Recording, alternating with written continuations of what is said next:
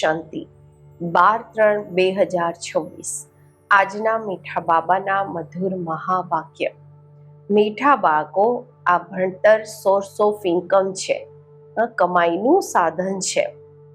એનાથી તમે મનુષ્યથી દેવતા બનો છો. 21 જન્મોના માટે સાચી કમાઈ થઈ જાય છે. પ્રશ્ન છે, બાપ જે મીઠી મીઠી વાતો સંભળાવે છે તે ધારણ ક્યારે થશે? ઉત્તર છે, જ્યારે બુદ્ધિ પર પરમત કે મનમતનો પ્રભાવ નહીં હશે. જે બાળકો સાંભળેલી વાતો પર ચાલે છે એમની બુદ્ધિમાં ધારણા થઈ નથી શકતી. સિવાય જ્ઞાનના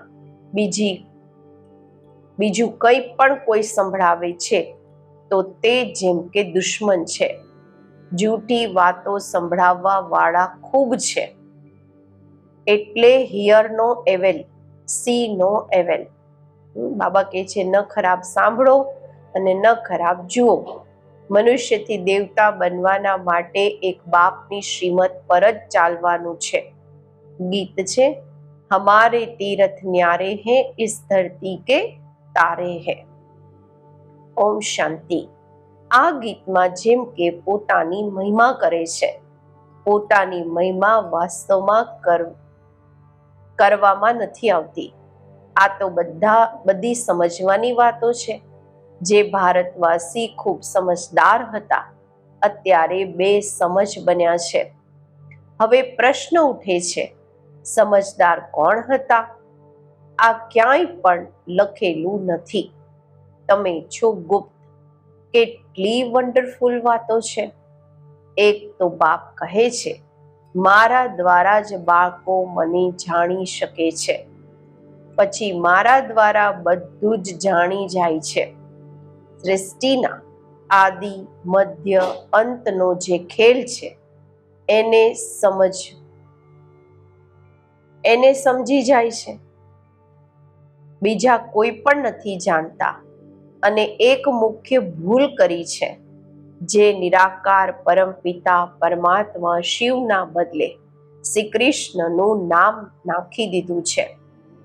પહેલો નંબર શાસ્ત્ર, જેને શ્રીમદ ભગવદ્ ગીતા કહે છે, તે જ ખોટું થઈ ગયું છે. એટલે પહેલા તો સિદ્ધ કરવાનું છે કે ભગવાન એક છે. પછી પૂછવાનું છે, ગીતાના ભગવાન કોણ? ભારતનો આદિ સનાતન દેવી દેવતા ધર્મ છે. જો નવો ધર્મ કહે તો બ્રાહ્મણ ધર્મ જ કહેશું. પહેલા ચોટી છે બ્રાહ્મણ, પછી દેવતાઓ. ઉચ્ચથી ઉચ્ચ બ્રાહ્મણ ધર્મ છે. જે બ્રાહ્મણ બ્રહ્મા દ્વારા પરમ પિતા પરમાત્મા રચે છે તે જ બ્રાહ્મણ પછી દેવતા બને છે. મુખ્ય વાત છે, ભગવાન બધાના બાપ છે, નવી દુનિયાના રચયિતા. જરૂર નવી દુનિયા જ રચશે ને. નવી દુનિયામાં નવું ભારત હોય છે. જન્મ પણ ભારતમાં લીધો છે. ભારતને જ સ્વર્ગ બનાવી રહ્યા છે બ્રહ્મા દ્વારા. તમને પોતાના બનાવી પછી ભણાવે છે મનુષ્યથી દેવતા બનાવવા. પહેલા તમે શુદ્ર હતા, શુદ્ર વર્ણના હતા. પછી આવ્યા બ્રાહ્મણ વર્ણમાં, પછી દેવતા વર્ણમાં. પાછળથી વૃદ્ધિ થતી રહે છે. એક ધર્મથી અનેક ધર્મ થઈ જાય છે. બાબા કહે છે, ડાળીઓ પણ બધા ધર્મોની બની જાય છે. દરેક ધર્મથી નીકળે છે. 3 ટ્યુબ્સ હોય છે, 3 પહેલી ડાળીઓ છે મુખ્ય. ઇસ્લામ, બૌદ્ધ, ક્રિશ્ચન, આ છે મુખ્ય. દરેકથી પોતપોતાની શાખાઓ નીકળે છે. મુખ્ય છે ફાઉન્ડેશન. પછી 3 ટ્યુબ્સ છે મુખ્ય. ફાઉન્ડેશન દેવી દેવતા ધર્મ, પછી 3 ધર્મો નીકળે છે. થર્ડ છે આદિ સનાતન દેવી દેવતા ધર્મનું, જે અત્યારે બધા રાજયોગ શીખી રહ્યા છો. દેલવાડા મંદિર ખૂબ સારું બનેલું છે. એમાં આખું બધી સમજણ છે. બાળકો અહીંયા બેઠા છે. કલ્પ પહેલા પણ તમે રાજયોગની તપસ્યા કરી હતી. જેમ ક્રાઇસ્ટનું યાદગાર ક્રિશ્ચન દેશમાં છે, એમ તમારા બાળકોએ અહીંયા તપસ્યા કરી છે. તો તમારું પણ યાદગાર અહીંયા છે, જે ખૂબ સહજ, પરંતુ કોઈ પણ જાણતા નથી. સંન્યાસી લોકો તો કહી દે છે આ બધી કલ્પના છે. જેવી જે કલ્પના કરે. તમારા માટે પણ કહે છે આ ચિત્ર વગેરે બધું કલ્પનાથી બનાવ્યું છે. જ્યાં સુધી બાપને જાણે, કલ્પના જ સમજે છે. નોલેજફુલ તો એક બાપ છે ને, તો મુખ્ય છે બાપનો પરિચય આપવો. તે બાપ સ્વર્ગનો વારસો આપે છે. કલ્પ પહેલા પણ આપ્યો હતો, પછી 84 જન્મ લેવા પડે. ભારતવાસીઓના 84 જન્મ હોય છે. પછી સંગમ યુગ પર બાપ આવીને રાજધાનીની સ્થાપના કરે છે. તમને બાળકોને બાપ દ્વારા સમજાવે છે. જ્યારે સારી રીતે સમજે, બુદ્ધિમાં બેસે, ત્યારે ખુશી પણ રહે. આ ભણતર મોટી સોર્સ ઓફ ઇન્કમ છે. ભણવાથી જ મનુષ્ય બેરિસ્ટર વગેરે બને છે, પરંતુ આ ભણવાથી મનુષ્યથી દેવતા બનવાનું છે. આ ભણતર મનુષ્યથી દેવતા બનવાનું ભણતર છે.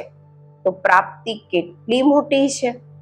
આના જેવી પ્રાપ્તિ કોઈ કરાવી ન શકે. ગ્રંથમાં ગવાયેલું છે, મનુષ્યથી દેવતા કિએ કરત ન લાગી વાર. પરંતુ મનુષ્યની બુદ્ધિ ચાલતી નથી. જરૂર તે દેવી દેવતા ધર્મ પ્રાય લોપ થઈ ગયો છે. ત્યારે તો લખે છે મનુષ્યથી દેવતા બનીએ. દેવતાઓ સતયુગમાં હતા. એમને જરૂર ભગવાને સંગમ પર રચ્યા હશે. કેવી રીતે રચ્યા આ નથી જાણતા. ગુરુ નાનકે પણ પરમાત્માની મહિમા ગાઈ છે. એમના જેવી મહિમા કોઈએ ગાઈ નથી. એટલે ગ્રંથને ભારતમાં વાંચે છે. ગુરુ નાનકનો કલિયુગમાં અવતાર થાય છે. તે છે ધર્મ સ્થાપક. રાજાએ તો પાછળથી થાય છે. બાપે તો આ દેવી દેવતા ધર્મ સ્થાપન કર્યો છે. વાસ્તવમાં નવી દુનિયા બ્રાહ્મણોની જ કહીશું. ચોટી ભલે બ્રાહ્મણોની છે, પરંતુ રાજધાની દેવી દેવતાઓથી શરૂ થાય છે. તમે બ્રાહ્મણ રચેલા છો. તમારી રાજધાની નથી. તમે પોતાના માટે રાજધાની સ્થાપન કરો છો.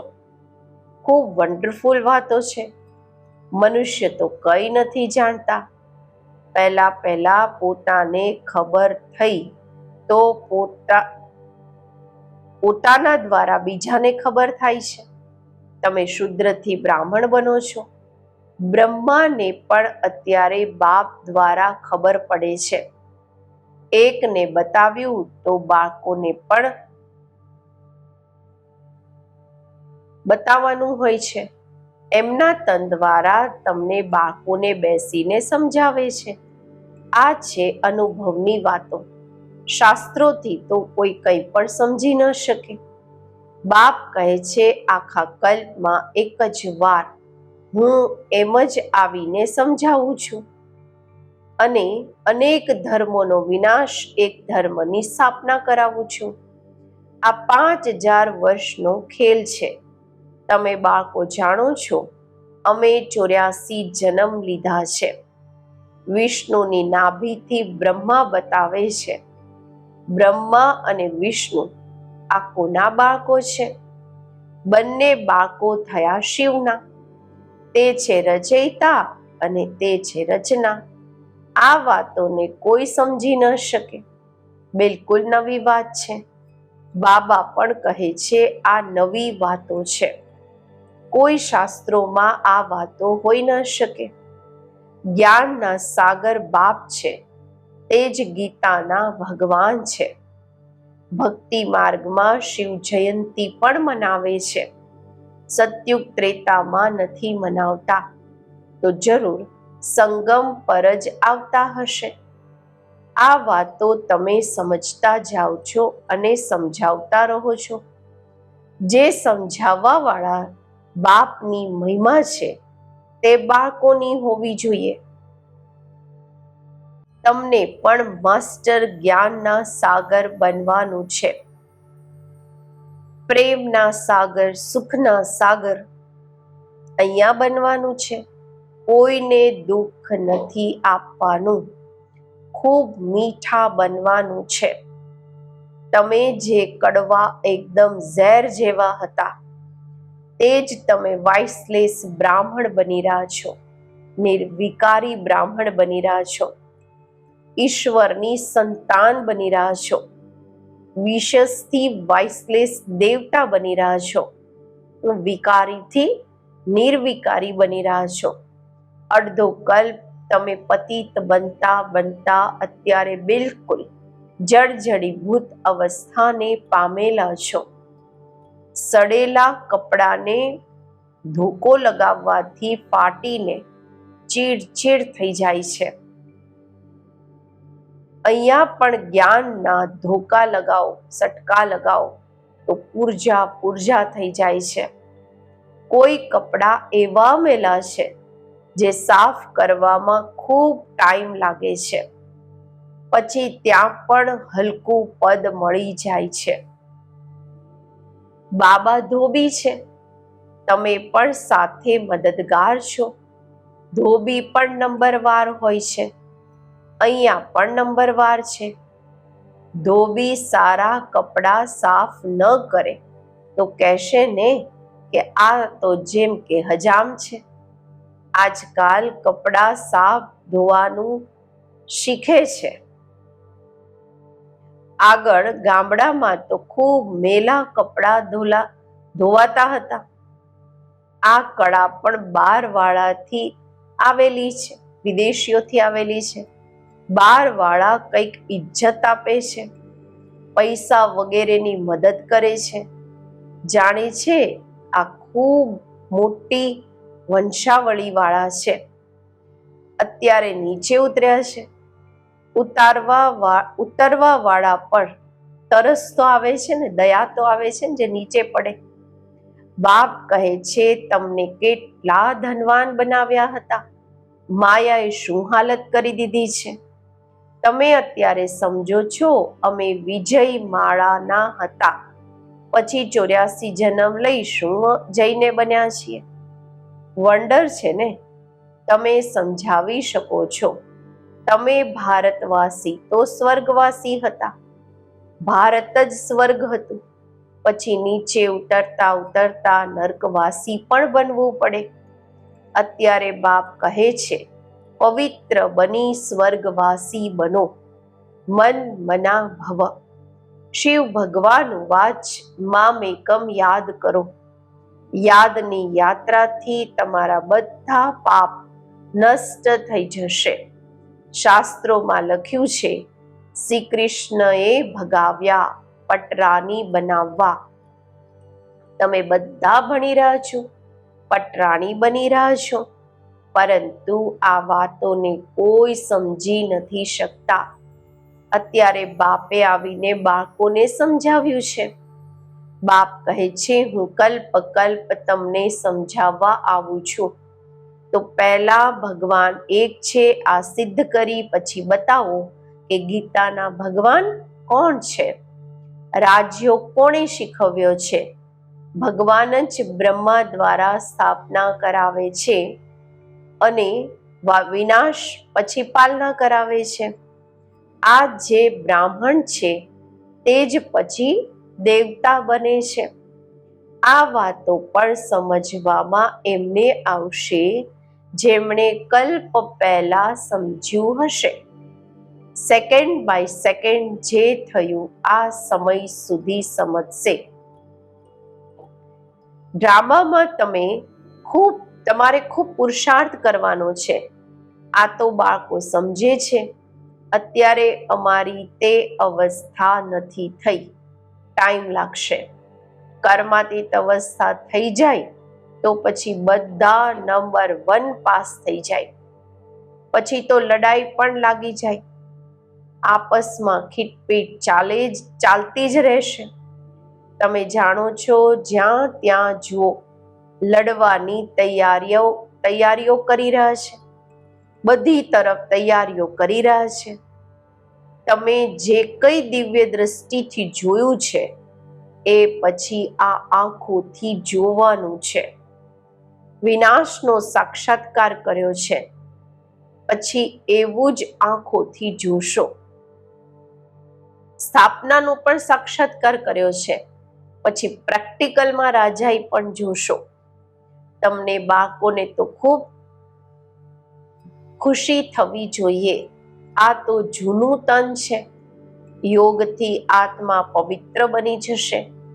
પછી આ જૂનું શરીર પણ છોડવાનું છે. 84 જન્મોનું ચક્ર પૂરું થાય છે. પછી જરૂર બધાને નવું શરીર મળશે. આ પણ સમજવાની ખૂબ સહજ વાતો છે. સમજાવી પણ શકે છે. કળિયુગની પછી સતયુગ જરૂર થશે. અનેક ધર્મોનો વિનાશ જરૂર થશે. પછી આદિ સનાતન દેવી દેવતા ધર્મની સ્થાપના અર્થ બાપે આવવું પડે. અત્યારે તમે બ્રાહ્મણ બન્યા છો દેવતા બનવા માટે. બીજા કોઈ તો હોઈ ન શકે.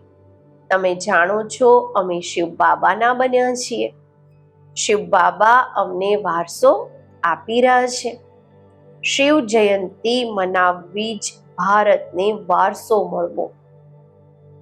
શિવ જયંતીનો અર્થ જ છે કે ભારતને શિવ બાબા પાસેથી વારસો મળવો. શિવ બાબા આવ્યા, શું આવીને કર્યું? ઇસ્લામી, બૌદ્ધી વગેરે તો આવીને પોતાનો ધર્મ સ્થાપન કર્યો. બાપે આવીને શું કર્યું? જરૂર સ્વર્ગની સ્થાપના કરી. કેવી સ્થાપના કરી?